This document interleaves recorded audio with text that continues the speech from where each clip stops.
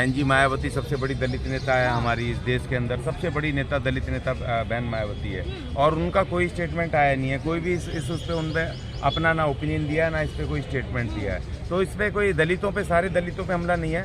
कि home minister हैं और उनके ऊपर वो उनके पास जाना, उनको मेमोरेंडम देना, उनसे बात करना, ये उनको बहुत ज़रूरी है। क्योंकि जो उत्तर प्रदेश की सरकार है, बीजेपी की सरकार है, मुख्यमंत्री बीजेपी के हैं, तो वो मुख्यमंत्री फेल हुए हैं वहाँ पर कानून व्यवस्था को लागू करने में। तो इसलिए उनके ऊपर मुख्यमंत्री के बाद फिर नंबर आता है गृह मंत्री का।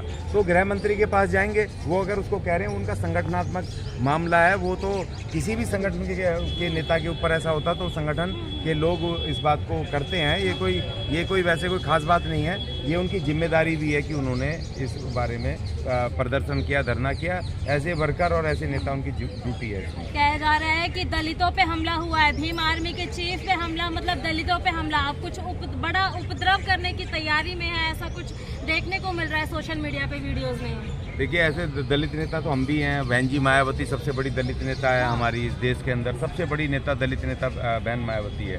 और उनका कोई स्टेटमेंट आया नहीं है, कोई भी इस उस पर उन पर अपना ना ओपिनियन दिया है ना इस पर कोई स्टेटमेंट दिया है। तो इस पर कोई दलितों पे, सारे दलितों पे हमला नहीं है। हाँ, उनकी पार्टी के नेता के ऊपर है। दलित भी बटे हुए हैं? नहीं, बटे हुए नहीं। देखो, डेमोक्रेटिक सिस्टम में बहुत सारे पार्टियां बनाने का सबको अधिकार है। बहन जी के उससे काम करने के तौर तरीकों से जो नाराज थे उन्होंने अपना दल बना लिया, उसमें कोई बड़ी बात नहीं है।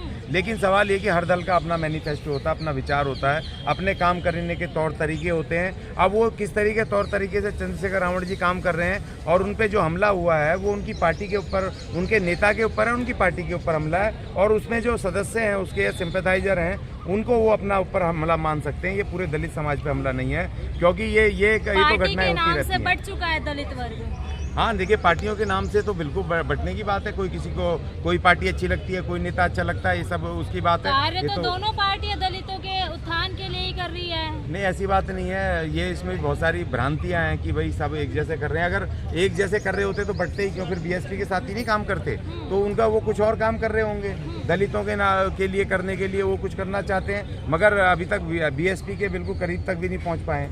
तो इसीलिए इतने साल से लड़ाई लड़ रहे हैं, संघर्ष कर रहे हैं, तो लोगों को अट्रैक्ट करने में विफल रहे हैं, दलितों को। तो ऐसा नहीं है। और होता तो इतने सारे चुनाव लड़ लिए, बहुत सारे वोट मिलते, वोट नहीं मिले, वोट को कन्वर्ट करने में अभी नाकाम रहे हैं, लोगों को अपनी तरफ भीम आर्मी के लाखों एक्टिव मेंबर बन चुके हैं देश भर में। देखिए, 140 करोड़ इस देश की जनसंख्या है, जिसमें 40 करोड़ से ज़्यादा SC ST के लोग हैं। अगर उसमें 1-आध लाख, 2, 4, 10 लाख आदमी मेंबर बन भी गए, तो मेंबर बनना, भीम आर्मी एक पॉलिटिकल दल नहीं है, समझ लो। और भीम आर्मी जब बना, इसकी फाउंडेशन रखी गई थी, तब एक सामाजिक, एक SC ST के सोशल संगठन के रूप में रखी गई थी। बाद में इसमें से आज़ाद समाज पार्टी का गठन हो गया। तो इसलिए अब लोग वो भीम आर्मी को भी छोड़ करके जा रहे हैं, क्योंकि इसको देखा जा रहा था बहुजन समाज के, SC ST के समाज के एक दलित सामाजिक संगठन के रूप में भीम आर्मी को। लेकिन अब पूरी तरह पॉलिटिकल हो गई है। बहुत सारे लाखों लोगों ने छोड़ा भी है भीम आर्मी को, ये भी आप समझ लीजिए। तो इसलिए अब भीम आर्मी क्या कहती है, हर संगठन अपना अपना दावा करता है। हम जैसे छोटे मोटे संगठन भी दावा करते हैं दिल्ली में कि हम अपनी सरकार बनाएंगे, कोई बड़ी बात नहीं है।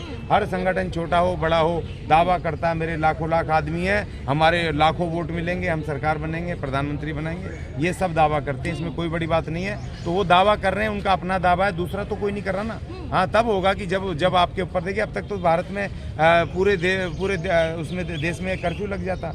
अगर बहन मायावती के जैसी कद्दावर नेता के ऊपर अगर ऐसा हमला हो जाता, तो अब तो पूरे देश में इनकी जेलें कम पड़ जाती, सड़कें पूरी वीरान हो जाती। अगर इस तरह, तो नेता देखना पड़ता ना। 4 दिन हो गए, 22 तारीख से लेकर के आज 30 तारीख को, 22 को हुआ था ना हमला, और आज 30 तारीख हो गई। अब अगर ये जून खत्म हो रहा है, तो अभी तक तो यहाँ पर मुझे तो कहीं पर ऐसा 28 तारीख को, तो अभी तक 3-4 दिन में अभी तक कुछ ऐसा नहीं लग रहा है कि भाई कोई बड़ा मूवमेंट भीम आर्मी का या इनका खड़ा हो। सिर्फ सोशल मीडिया पे दावे चल रहे हैं। और 2-4 मैं देख रहा था, जंतर मंतर पे भी 20-22 लोग मुश्किल से ही थे जो यहाँ पर आए दिल्ली में। अगर आपकी संख्या ज़्यादा है तो अब तक तो दिल्ली जाम कर देते। दिल्ली को छोटी इसको जाम करना मुश्किल नहीं है, अगर आपके लाखों लाख कार्यकर्ता हैं, आप इतने बड़े नेता हो।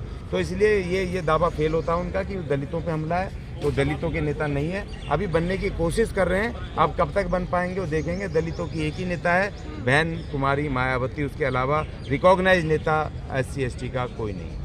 तो क्या आप इसको, जो हमला है, इसको एक पॉलिटिकल स्टंट मान के चल रहे हैं? नहीं, मैं इसको घटना मान के चल रहा हूँ। ये पॉलिटिकल स्टंट भी हो सकता है और ये विफलता है यूपी सरकार की, और उसको इस पे इन्वेस्टिगेशन कराना चाहिए अपनी छवि को बचाने के लिए। और वो जो SIT गठित हो, जो इन्वेस्टिगेशन हो, उस पर वो तय करे कि ये पॉलिटिकल स्टंट था या वाकई में कोई हमला था। ये वो जांच के द्वारा तय होगा, और यूपी सरकार को अपनी साख बचाने के लिए जल्दी से जल्दी करना चाहिए।